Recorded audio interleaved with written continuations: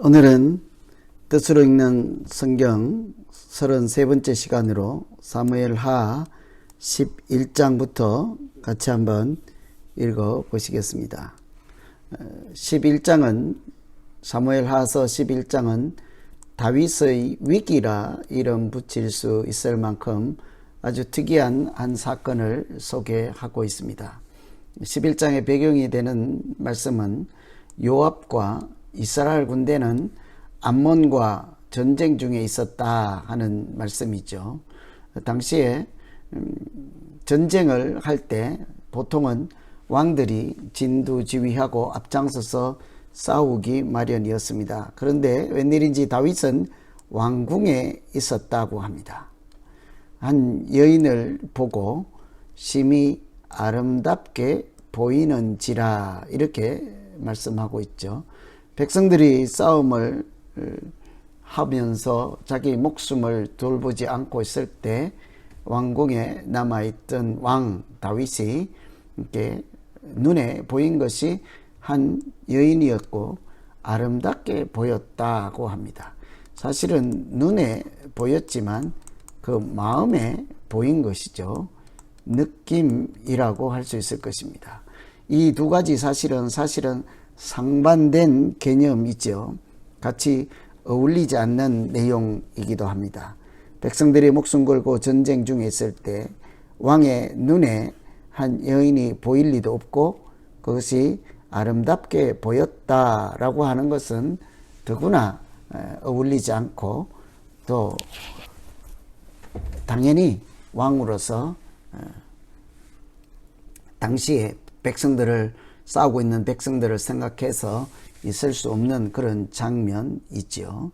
뿐만 아니라 거기서 중단된 것이 아니라 그 여인인 우리아의 아내, 이웃에서 목욕을 하고 있던 다윗의 눈에 아름답게 보인 그 여자는 이름이 밧세바였고 싸움 중에 나가 있는 장수 중에 하나인 우리아의 아내였습니다. 그를 빼앗고 싸우고 있는 자기 부하는 맨 앞에 전쟁터 맨 앞에 세워서 죽게 하였습니다. 다윗은 그 여인을 데려다가 아내로 삼고 아이를 낳게 되죠. 이런 모든 일련의 과정들을 11장에서 평가하고 하나님이 말씀하시는 것은 여호와 보시기에 악하였다고 합니다. 하나님 보시기에 악하였다. 이것이 11장의 전 내용을 평가한 하나님의 말씀이라 할 수 있겠죠. 그런데 우리가 눈여겨볼 것은 다윗이 1장부터 10장까지는 왕이 되는 과정이었습니다. 하나님께서 기름 부으시고 특히 사무엘하 7장은 다윗의 언약이라 할 만큼 내가 내 나라를 견고하게 할 것이다.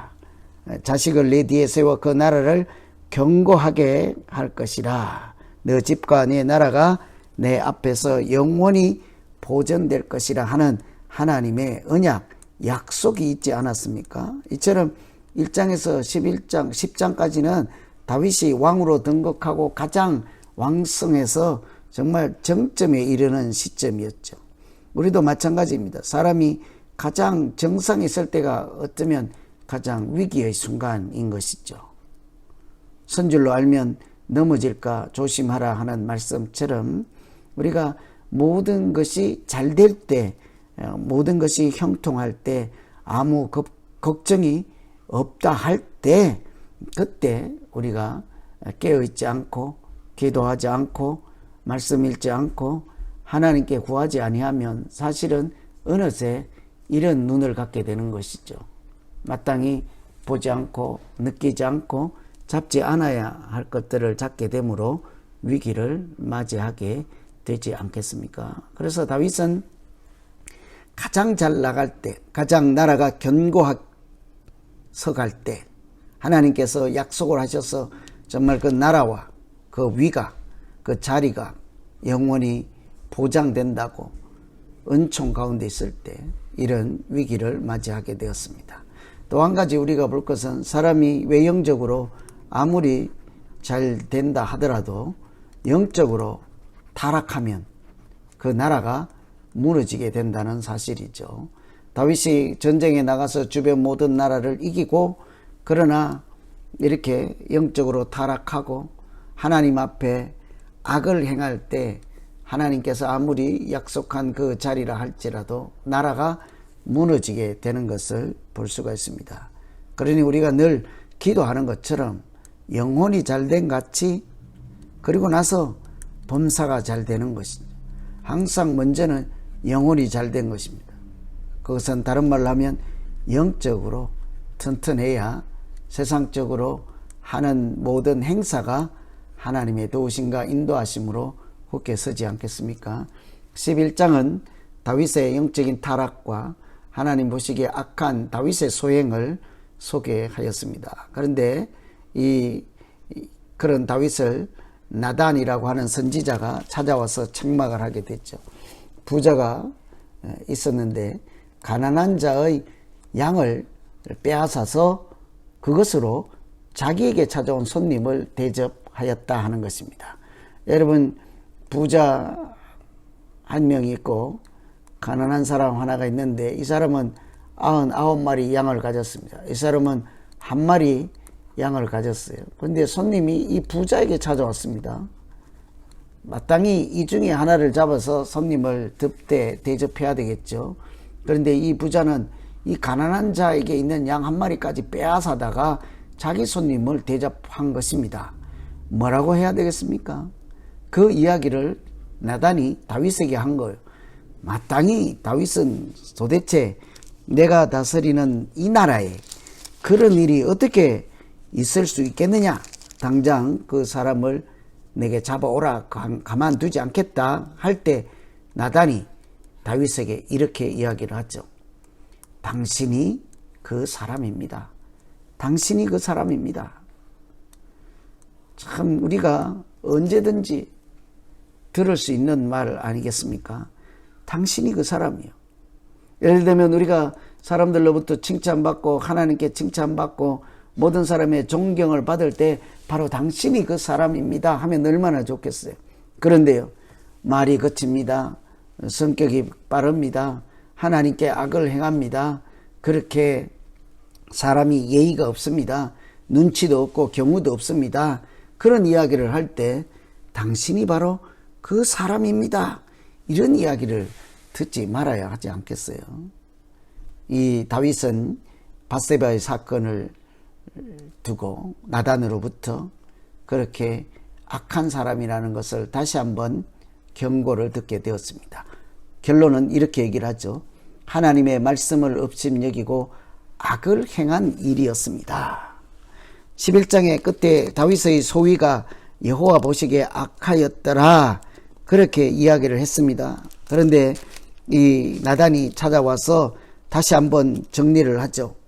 12장 9절에 보면 당신의 한 행동은 여호와의 말씀을 업신여긴 것이고 악을 행한 것입니다. 하나님의 말씀을 우리가 얼마나 잘 듣고 지키고 가지고 있느냐 하는 것이 우리의 일상의 삶을 지킬 수 있는 길이라 하는 것을 배울 수 있지 않겠습니까? 말씀 가지고 씨름하는 사람은 하나님 앞에 악을 행할 가능성이 점점 줄어들지 않겠어요. 그런데 말씀을 업신여기면 그 순간 우리는 악으로 달려가기 마련입니다. 그래서 하나님께서 그런 다윗에게 칼이 내 집에서 영영이 떠나지 않을 것이라 그렇게 얘기를 하죠. 10절에 보시면 칼이 내 집에 영영이 떠나지 아니하리라. 칼이 떠나지 않는다. 피비린내가 계속 날 것이고 전쟁이 있을 것이고 평화 대신에 다툼이 있을 것이라. 칼이라고 하는 것은 싸움이지 않겠어요? 그리고 나서 밧세바가 다시 아들을 낳아서 솔로몬이라 이름을 짓게 되었습니다. 첫 번째 아들은 죽고 두 번째 밧세바에게서 얻은 아들이 솔로몬이었죠. 11장 다윗의 악행과 12장 나단의 책망을 통해서 이제 하나님 나라가 견고하게 서게 될 것이라 약속을 받았던 다윗이 나라가 흔들리는 그런 장면을 볼 수가 있겠습니다. 13장, 지금까지는 다윗이 무너지는 이야기였다면 이제는 암몬이 아니라 암논이죠. 여기도 그렇습니다. 암논입니다. 다윗의 아들. 사무엘 하 3장에 보면 암논이죠. 첫 번째 아들 길르압, 압살롬, 아도니아입니다. 아도니아. 두 번이나 잘못 썼네요. 이 다윗의 아들들, 헤브론에서 다윗이 얻은 아들 암논, 길르압, 압살롬, 아도니아, 이런 아들이죠. 이번에는 이 11장, 12장은 다윗이 타락하는 이야기였습니다. 영적으로 무너지는 이야기였습니다. 13장은 그 아들인 암논을 통해서 그 가정이 하나님께서 말씀하신 것처럼 칼이 끊이지 않을 것이라 했던 말씀대로 일어나는 사건이죠. 이 다윗의 아들 중에 한 명인 암논이 또 다윗의 딸인 다말을 연모하게 되어서 그 다말을 강제로 동침하여 악을 행했다 하는 내용이죠. 가만히 보면은 암논은 첫 번째 아들이고 압살롬은 세 번째 아들이죠. 물론 다 배다른 아들입니다. 이복 형제이죠. 이 압살롬의 누이가 다말이었습니다. 그러니 다른 이복 형인 암논이 강제로 다말을 이렇게 동침하고 악을 행하였을 때 오빠인 친오빠죠. 친오빠인 압살롬이 복수를 품게 됐죠. 반드시 내가 죽이고 말 것이다 하고 암논을 죽이려는 복수 계획을 세웠습니다.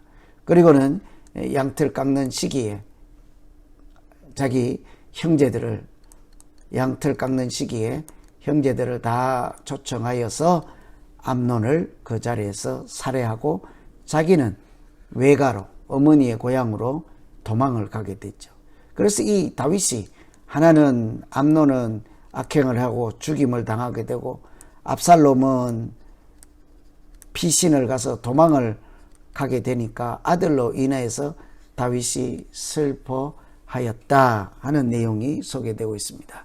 그러니 1장부터 10장까지 다윗의 나라가 견고하게 세워지고 왕으로 등극하는 또 주변에 있는 모든 나라를 점령하여서 나라가 강성해지는 내용에서 11장에 다윗이 영적으로 무너지고 12장에 하나님의 책망을 듣고 13장에 암논이라는 아들을 통하여서 그 가정이 다시 분열되고 또 칼이 끊이지 않고 이런 무너지는 내용들, 안타까운 이야기들이 있습니다. 14장에서는 자기 다말을 범하고 또 암논 이복 형을 죽인 것 때문에 압살롬이 피신해 갔다. 또 세월이 지났습니다. 외가로 가서 피신해서 도망가서 은둔해 있을 때 다윗은 그 아들로 인하여서 슬퍼하고 뿐만 아니라 잘못은 했지만 그 압살롬을 보고 싶고 그리워하는 그런 마음이 압살롬을 향해서 달려가고 있었죠. 이것을 눈치챈 장군 요압이 어떻게든 그 형편을 풀어보고자 덕호와 여인, 지혜의 여인이라고 할 수 있겠습니다. 지혜의 여인을 한 명 초청해 와서 다윗에게 보내죠. 이렇게 잘못은 했지만 아들 압살롬을 다시 데리고 올 수 없을까 하고 궁리를 해서 다윗에게 이야기를 해드리고 힌트를 드릴 때 다윗이 이것이 너 혼자의 생각이냐 물을 때 그 여인이 요압이 나에게 지시한 대로 드린 말씀입니다 해서 그 일로 인해 압살롬이 다시 고향인 예루살렘으로 돌아오게 되죠. 그렇지만 2년 동안 왕의 얼굴을 보지 못할 정도로 사실은 감금 생활을 한 것입니다. 아버지가 보고 싶어서 오라고는 했지만 정치적으로 풀어줄 수 있는 형편이 아닐 것 당연하겠죠. 그래서 2년 동안 왕의 얼굴, 사실은 아버지의 얼굴을 보지 못하고 살았습니다. 그때 마침 사람들이 설득하고 다윗이 마침내 14장 맨 마지막 절에 가면 그렇게 이야기를 하죠.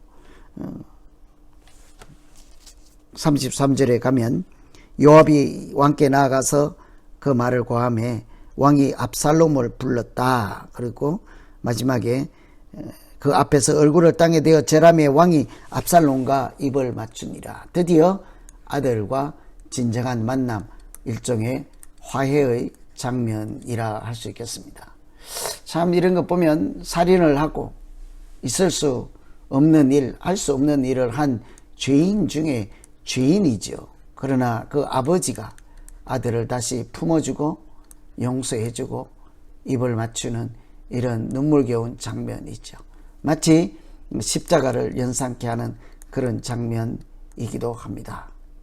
하나님께서 우리 사람이 도저히 용서받을 수 없는 일을 함에도 불구하고 우리를 은혜로 풀어주시고 해방시켜 주시고 자유를 선언해 주셔서 하나님의 자녀로 살게 하신 그 장면, 예수 그리스도를 생각할 수 있는 그런 장면이죠.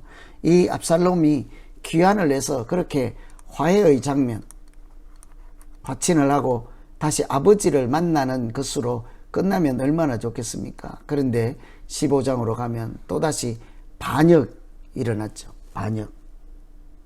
압살롬은 자기를 위하여 병거와 말을 준비했다. 사실은 병거와 말은 왕을 준비하거나 나라를 위해서 필요하고 준비하는 것이죠. 그런데 다윗은 자기를 위하여. 그리고 다윗의 왕에게 가서 하는 말씀이 헤브론에 가서 내가 여호와를 섬기겠습니다. 웬고하니 내가 옛날에 소원을 했습니다. 잘못을 하고 피신해서 도망자로 살 때 내가 예루살렘으로 다시 돌아가면 반드시 여호와를 섬기겠다라고 서원을 했다는 것이죠. 그러니 나를 헤브론에 보내주십시오. 그런데 그 약속과 달리 압살롬은 헤브론에 가서 자기가 왕이라 하고 선포를 하게 되죠. 선언을 하게 되었습니다. 이미 압살롬은 백성들의 마음을 훔쳐서 이 세력을 또 군대를 병거를 준비하였으므로 다윗이 급하게 10명 후궁을 왕궁에 남겨놓고 도망을 하게 됐죠. 아들이 왕의 자리를 탐하여 아버지를 몰아내는 장면. 그때 사람들이 하나님의 교회를, 법궤를 가지고 도망가려 할 때, 같이 떠나고자 할 때 다윗은 그 법궤를 예루살렘으로 돌려보냅니다. 하나님께서 내게 은혜 주시면 내가 반드시 다시 예루살렘으로 돌아올 것이라. 그날을 생각해서 교회는 이곳에 남겨두라. 그리고 또 하나 기억에 남을 만한 일은 이때라고 하는 블레셋 사람, 다른 나라의 외국 용병이라 할 수 있는 그런 다윗의 용병 가드 사람 이때가 다윗에게 이렇게 얘기를 하죠. 다윗이 이 사람에게 돌아가라 하죠. 너는 이제 네 왕으로 돌아가라. 우리와 함께 왜 가느냐? 너는 쫓겨난 나그네니 돌아가서 왕과 함께 있을 네 나라로 가라. 그렇게 얘기를 함에도 불구하고 이 사람은 왕이 다윗이 어느 곳에 계시든지 사나 죽으나 나는 왕과 함께 하겠습니다. 여러분 누가 아들 같습니까? 왕의 자리를 뽑는 압살롬, 또 사나 죽으나 내가 왕과 함께 하겠습니다 하는 이때라고 하는 이 외국 용병, 누가 아들이겠어요? 참 비정한 그런 권력 앞에서 악을 행하는 사람과 은혜를 기억하는 사람과 다른 모습을 우리가 볼 수 있지 않겠습니까? 지금까지 1장에서 10장까지와 11장에서 15장을 읽었습니다. 11장이 분수령이 되는 것이죠. 다윗이 왕이 되기 위해서 정상으로 달립니다. 정상에서 내리막길을 가게 되는 다윗. 이 최고봉 정상에 있을 때가 가장 위기의 장면인 것을 보았습니다. 모든 일이 잘 때 영적으로 타락하는 것이 모든 일을 다시 내리막길로 가게 만드는 결정적인 계기가 되는 것을 또한 보았습니다. 뿐만 아니라 사람에게 하는 행동이 하나님께 하는 악행이 될 수 있다는 것을 살펴보았습니다. 하나님께서 약속해 주셨을지라도 그 나라가 견고하고 영원히 굳게 서리라 하셨을지라도 그 약속의 말씀을 붙잡지 않고 말씀을 업신 여기면 하나님께서 징계를 하시고 하나님께서 그 나라의 영원한 통치자인 것을 인정하지 않으면 그 나라는 아무 소용이 없다는 것을 보았습니다. 사무엘 상하를 통해서 왕 세우는 과정이기는 합니다만 그 과정을 통해서 새로운 왕이 아니라 새로운 왕의 등극이 아니라 지금부터 또 그 이전에 또 현재도 미래도 우리를 통치하시고 다스리실 하나님께서 영원한 왕이심을 배워가는 과정이라 할 수 있겠습니다. 다음 시간에 16장부터 계속해서 사무엘 하를 읽어보도록 하겠습니다. 각자 집에서 차근차근 읽으시면서 사무엘 하 가운데 누가 참 왕다운 왕일까? 누가 정말 나라를 붙잡고 또 사람의 자리를 인도해 나가시는 왕인가 하는 것, 그런 관점에서 하나님을 찾을 수만 있으면 성경을 제대로 잘 맥락을 따라 읽어가는 것이라 하겠습니다. 오늘은 여기까지 하겠습니다. 하나님 아버지, 사무엘 하를 통해서 왕으로 기름 부으시고 세워주신 다윗이라 할지라도 하나님을 놓쳐버리고 또 선줄로 알면 넘어질까 조심하지 않고 또 깨어서 기도하지 않고 백성을 사랑하지 않을 때 하나님께서 약속하신 그 나라가 흔들리고 또 하나님께서 사용하시는 왕일지라도 책망을 들으며 하나님 앞에 회개할 수밖에 없는 안타까운 그런 장면을 살펴보았습니다. 우리가 늘 깨어서 가장 먼저 영혼이 잘되게 영적으로 강건하고 늘 깨어서 하나님 붙잡고 살아갈 때 하나님께서 반석 위에 집을 세우시고 나라를 세우시는 우리 모두 되게 하여 주시옵소서. 예수님 이름으로 기도하옵나이다. 아멘.